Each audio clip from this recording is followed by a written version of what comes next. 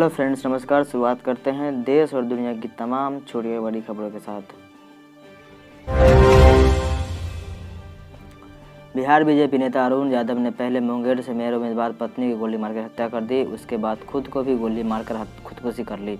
Arun Yadav OBC मोर्चा के जिला उपाध्यक्ष थे। उनकी पत्नी इस बार मेयर बनने के लिए चुनाव की प्रचार प्रसार कर रही थी।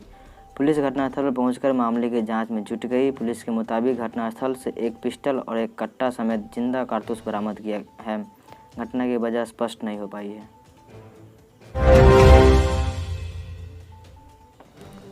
नेशनल हेराल्ड मामले में राहुल गांधी से 3 दिन की पूछताछ हो चुकी है। राहुल ने प्रवर्तन निदेशालय ईडी के सामने यह दावा किया कि एजीएल और यंग इंडिया के बीच हुई लेनदेन की तमाम ट्रांजैक्शन कांग्रेस के दिवंगत नेता मोतीलाल वोहरा देखते थे।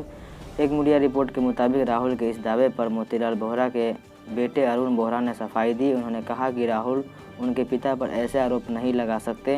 उन्हें पूरा विश्वास है कि इस मामले में राहुल गांधी जीतकर बाहर आएंगे।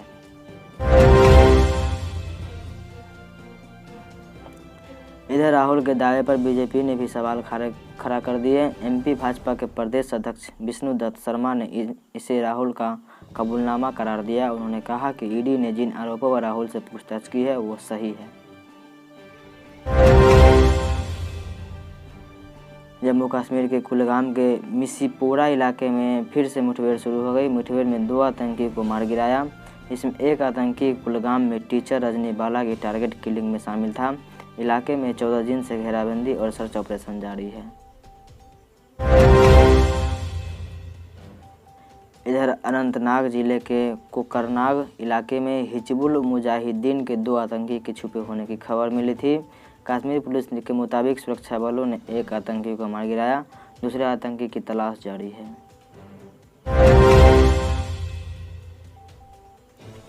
मराठी अभिनेत्री केतली चिताले को ठाणे सेशन कोर्ट से जमानत मिल गई। फिलहाल वे भी जेल में ही रहेंगी। केतली को एनसीपी अध्यक्ष शरद पवार पर आपत्तिजनक पोस्ट करने के मामले में मुंबई पुलिस ने गिरफ्तार किया था। उन पर 3 केस दर्ज किए गए थे। एससी के जज जम्मू कश्मीर की राजधानी श्रीनगर में 28 और 29 जून को जीएसटी काउंसिल की मीटिंग होगी। यह जानकारी वित्त मंत्री दफ्तर से दी गई। हालांकि जीएसटी काउंसिल की मीटिंग में एजेंडे के बारे में कोई जानकारी नहीं दी गई। सूत्रों के अनुसार मीटिंग में जीएसटी स्लैब रेट्स को लेकर चर्चा हो सकती है। इसके अलावा ऑनलाइन गेमिंग और क्रिप्टो करेंसी को लेकर भी चर्चा संभव है। बता दें 1 जुलाई 2022 को देश में जीएसटी को लागू हुए 5 साल पूरे हो जाएंगे।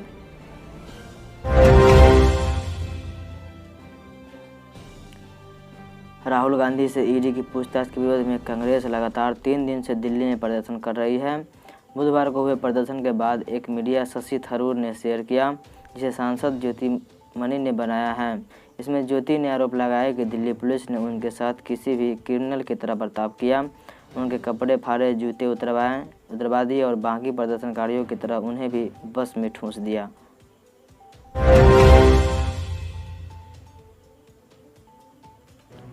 कर्नाटक हाई कोर्ट ने बुधवार को एक याचिका पर सुनवाई करते हुए कहा कि अगर पत्नी बिना किसी सबूत के पति पर नपुंसकता का आरोप लगाती है तो ये मानसिक उत्पीड़न की कैटेगरी में आएगा। कोर्ट ने यह भी कहा है कि इस तरह के मामले में पति पत्नी से तलाक ले सकता है। कोर्ट ने कहा अगर कोई भी पत्नी अपने पति पर दूसरों के सामने नपुंसकता का आरोप नहीं लगाएगी, यदि पति को ठेस पहुंचाता है या पति पर बच्चे पैदा करने में असमर्थता का आरोप लगाना मानसिक प्रताड़ना के समान है।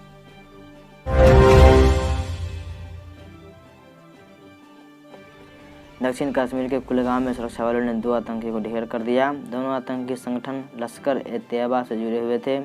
इलाके में अभी भी सर्च ऑपरेशन जारी है। कश्मीर पुलिस ने बताया कि मारे गए आतंकी में से एक 31 मई को कुलगाम में टीचर रजनी बाला की हत्या में शामिल था। रजनी कुलगाम जिले के हाई स्कूल गोपालपोरो में तैनात थी। सुरक्षा बलों ने 16 दिन बाद टीचर रजनी के हत्यारे को मार गिराया।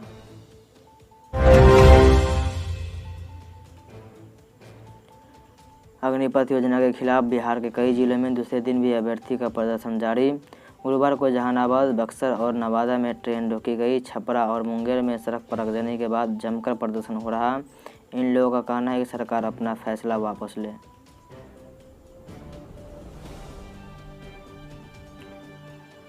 अग्निपथ योजना देश भर में विरोध शुरू हो गया। सेना भर्ती का इंतजार कर रहे युवाओं को यह शॉर्ट टर्म योजना रास नहीं आ रही। जोधपुर में राष्ट्रीय लोकतांत्रिक पार्टी RLP के युवा गुरुवार को सड़क पर उतर आए।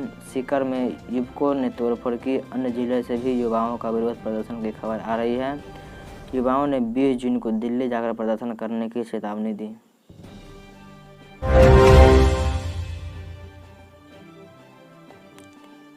नेशनल हेराल्ड केस में ईडी कांग्रेस नेता राहुल गांधी से अब शुक्रवार को पूछताछ करेगी। इससे पहले राहुल से लगातार सोमवार, मंगलवार और बुधवार को ईडी ने सवाल किए।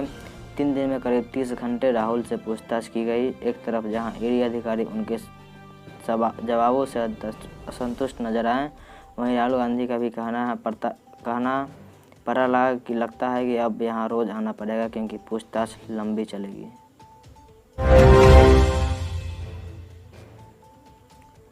उत्तर प्रदेश में बुलडोजर एक्शन पर सुप्रीम कोर्ट ने योगी सरकार से जवाब मांगा। कोर्ट ने सरकार को हलफनामा दाखिल करने के लिए 3 दिन का समय दिया। हलफनामा में इमारतें ढहाने से जुड़ी जानकारी मांगी गई। कोर्ट ने सख्ती टिप्पणी करते हुए कहा, कानून के हिसाब से कार्रवाई होनी चाहिए। यूपी सरकार तय करे कि इस दौरान कोई अनहोनी न हो।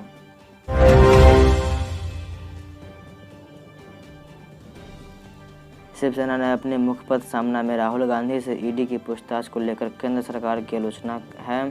शिवसेना ने सामन में लिखा कि भाजपा न केवल दिवंगत कांग्रेस नेताओं जैसे पंडित जवाहरलाल नेहरू, इंदिरा गांधी और राजीव गांधी की यादों को मिटाना चाहती है, बल्कि वह नेहरू गांधी वंश को ही खत्म करना चाहती है।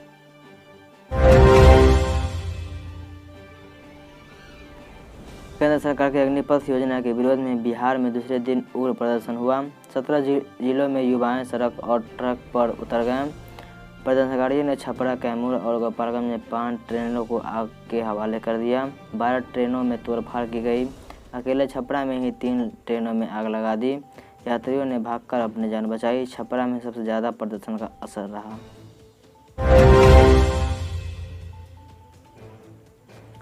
हरियाणा के पलवल में बिगड़ती कानून व्यवस्था को देखते हुए प्रदेश सरकार ने अगले 24 घंटे के लिए मोबाइल इंटरनेट सेवाओं पर पाबंदी लगा दी। हरियाणा के गृह सचिव राजीव अरोड़ा की ओर से जारी आदेश के अनुसार भारतीय सेना में भर्ती से जुड़ी अग्निपथ स्कीम के विरोध में उपद्रव के लिए इंटरनेट सेवाओं का दुरुपयोग किया जा रहा था। इस दौरान मोबाइल कंपनियों की वॉइस कॉलिंग सेवाएं जारी रहेगी। सरकार की ओर से जारी लेटर में कहा गया कि उपद्रव में पब्लिक और प्राइवेट प्रॉपर्टी को नुकसान पहुंचाने की आशंका है। व्हाट्सएप, फेसबुक, ट्विटर जैसी सोशल नेटवर्किंग साइट के जरिए भीड़ को न भड़काया जा सके, इसलिए सरकार ने मोबाइल इंटरनेट सेवाओं को सस्पेंड किया है।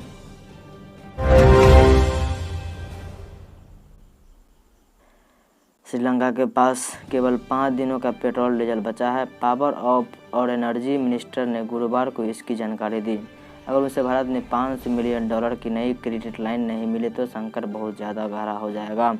22 मिलियन लोगों का देश 7 दशकों में अपने सबसे खराब वित्तीय संकट से जूझ रहा है। उनका विदेशी मुद्रा भंडार खाली हो गया है और भोजन, दवा और ईंधन सहित आवश्यक आयात के लिए डॉलर नहीं है। Indian vegetable oil producer association के प्रेसिडेंट सुधाकर राव देसाई ने कहा, पाम तेल की कीमतों में 7 से 8 रुपये प्रति लीटर की गिरावट आई है। सूरजमुखी की तेल की कीमतें में 10 से 15 रुपये प्रति लीटर और सोयाबीन की तेल की कीमतों में 5 रुपये प्रति लीटर की कमी आई है। नया MRP वाले तेल अगले हफ्ते से मिलेंगे। ऐसे ही रोजाना वीडियो के लिए हमारे चैनल द न्यूज़ मीडिया को सब्सक्राइब करें तथा वीडियो को शेयर करें। धन्यवाद।